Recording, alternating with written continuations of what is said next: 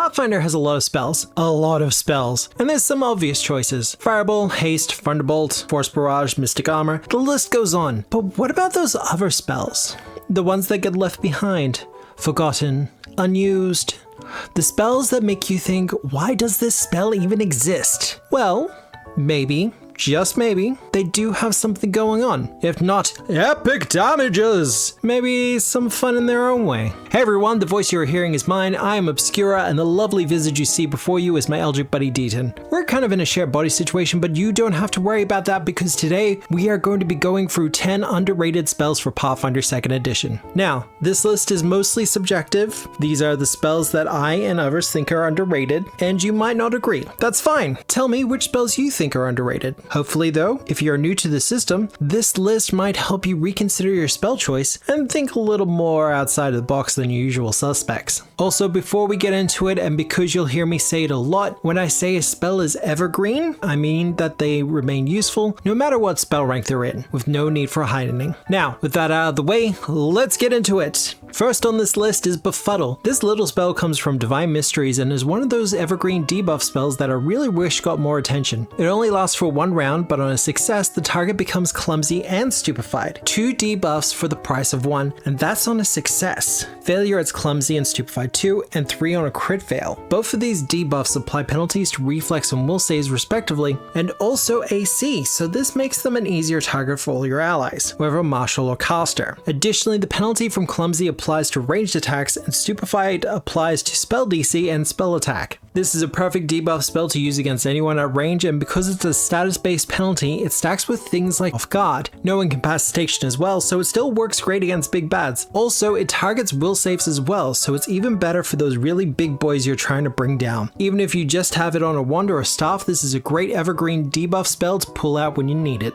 Second is Figment. Coming from the remastered player core, this cantrip is the entry-level illusion spell for budding casters and mystifiers. It allows you to create a simple audio or visual illusion within 30 feet, which enables you to create a diversion with a solid +2 circumstance bonus when you cast it. Now this makes you hidden and peeps off guard to you if you're successful, which is cool to begin with, but opens you up with a lot of great options. Mechanics aside, it really allows you to get creative. Yeah, it looks vague within 15 feet, but with some spell shapes such as reach, you can start creating illusionary walls to enable not just your hiding, but potentially for your party as well. Also, and I know this is somewhat GM subjective, but you can use audio illusions to help with sneaking as well. The sound of an explosion 30 feet away is going to draw guards away, so combining it with subtle spell shape to hide the casting really ramps up the potential shenanigans with it. I feel like Figment is just a fantastic little cantrip, and I would love to see it used more.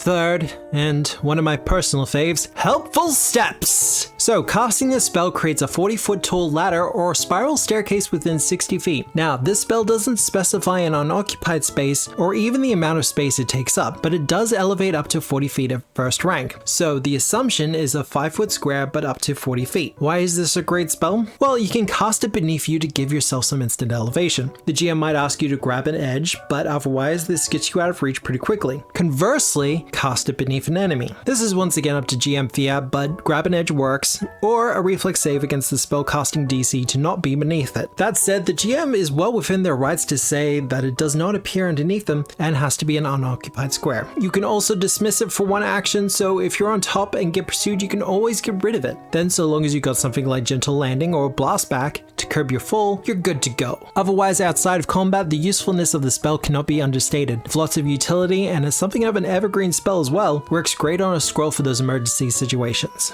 For our fourth entry, we have Telekinetic Maneuver, a fantastic spell and once again a core option. This is one of those fun tricks that allows casters to do maneuvers. In particular, it allows them to either disarm, shove, or trip a foe within 16 feet away using a spell attack roll instead of an athletics check. This means that casters can not only do something that is usually the purview of martials, but at range. Its evergreen nature means that it continues to be helpful no matter your level and its rank, and is a tremendous benefit not just for yourself but to your allies as well. Knock a bad guy off his feet, make them off guard. Follow up on an ally's disarm to take another shot at it. Or hell, just knock them back a little for some battlefield positioning. Fifth, Jump! This is a fun one, and yes, it's evergreen, but further, it's one of the very few non-focused one-action spells. What it does on the surface is very simple. You leap 30 feet. If that was all it did, it would be fine, but that's not all. Because check the wording. starting here. You must land on a space of solid ground within 30 feet of you, or else you fall after using your next action. Did you catch that? After using your next action. Not the current one, but the next. So this allows you, as a caster, to leap 30 feet, which is also faster than normal speeds at first level, do something mid-air, then fall. Using this in concert with other spells can make things really ridiculous. It is entirely possible to use jump to leap 30 feet into the air, cast a 2-action spell while you're up there, then use the spell blast back to not only negate the fall damage, but damage everyone in your impact area. It's also one of those spells that enables the real combat mage vibe you see in anime. Definitely something to keep in your arsenal. For our 6th spell, we have Laughing Fit. This is one of those utility spells that, although is absolutely evergreen, it's good to have on a scroll or a wand. Honestly, it's a sometimes spell, but still underrated. Why? Because it doesn't have incapacitation, and even on success, it means the creature can't use reactions while you sustain it. If they fail, they're slowed. So if you're against a creature known for having lots of reactions, it shuts them down. Whether it's a soldier with reactive strike, a hydra with 1 per head, or hell, a Hecatoncheires with its 100 reactions, they all go out the window thanks to this one little spell. Also, it's based on sustain, so the unlucky giggler is stuck with the effect until you stop sustaining. 7 is Time Jump and has a very deceptive name. Well, kind of. Although it does screw around with time a little, it doesn't allow you to travel forward or back in time. What it does is allow you to stop time for a short period while you reposition yourself on the battlefield. Mechanically, you have 2 actions with which to stride, leap, whatever. If you have other means of movement like burrowing or flight, you can do those instead. Because time is stopped during this movement, you are immune to reactions, but all you can do is move. For one action, it's a lot of compression, and for a system with positioning as key, it's pretty amazing. Now,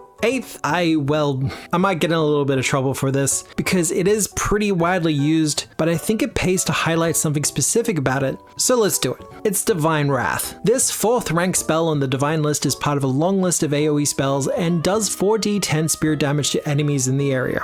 But let's pause there for a second, because that's where this spell is underrated. It specifies enemies. Usually with AoE spells, it does damage to all creatures in an area, so you have to be wary of party members and bystanders. With Divine Wrath, you don't, as it only affects your enemies. It's literally a spell you can drop with 0 concerns to collateral damage. Might not make sense for most AoE spells, but it's good to see it here. Now, before getting to 9 and 10, I do want to thank the Pathfinder 2e subreddit for their help with this one, because I threw the question out there and I got some pretty great responses.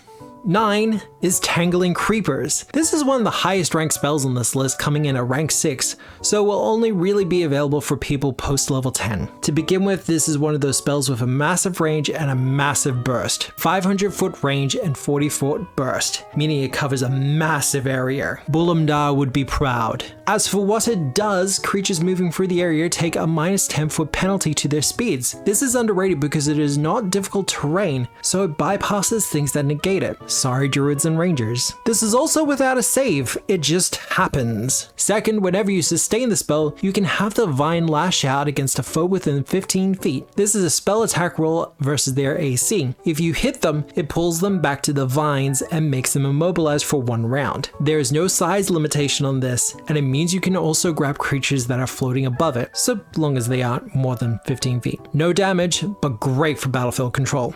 10th and last on this list is Coral Eruption. This is one of those battlefield control spells that I'm learning to love more and more. Rank 4 and one of the few on this list that does damage. Upon casting this spell, you create 2 10-foot bursts that cannot overlap. Creatures in those bursts take 66 piercing damage with a basic reflex save, with some potential bleed on a crit fail. The initial damage I don't really care about nearly as much as I care about the fact that it also makes it difficult and hazardous terrain. You don't often see it, but this is terrain that causes damage when you move through it. In the case of Coral Eruption, it's 3 damage per square. So not only are they moving through it slower, but they're taking damage with each step. Once again, no save for that damage, they just take it. Leap helps here, but it won't do the whole job. Also, a special highlight here that it gets better underwater, making it an interesting spell that becomes more powerful if you can take advantage of that niche. But that's it, 10 underrated spells for Pathfinder 2nd edition. I do want to give an honorable mention to Pernicious Vicious Poltergeist. It would be on this list as well, but it was Pathfinder and his video who brought it to my attention, so you're much better off checking out his video on it. It is a fantastic spell and well worth looking into. Otherwise, I hope you enjoyed the list,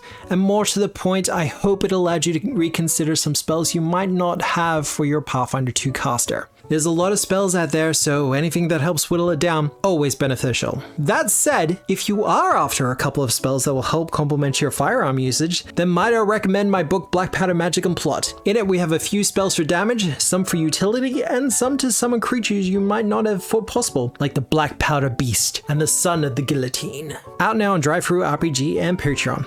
Speaking of the Patreon, support over there really does help make everything I'm trying to do here work and happen. Membership there gives you access to designs I'm working on and early access to content. Currently we have a playtest going for our new class, the Cryptic, a caster with a core mechanic based around jump scaring. Plugging aside, I do hope this list helps, and if you like this video, please like, comment, and subscribe. We all know the dance at this point, but it doesn't just help boost everything I'm trying to do with the channel, but it helps keep me motivated to do more of them. Otherwise, I hope you have a good day, a good night, a good week, no matter where you are in the world.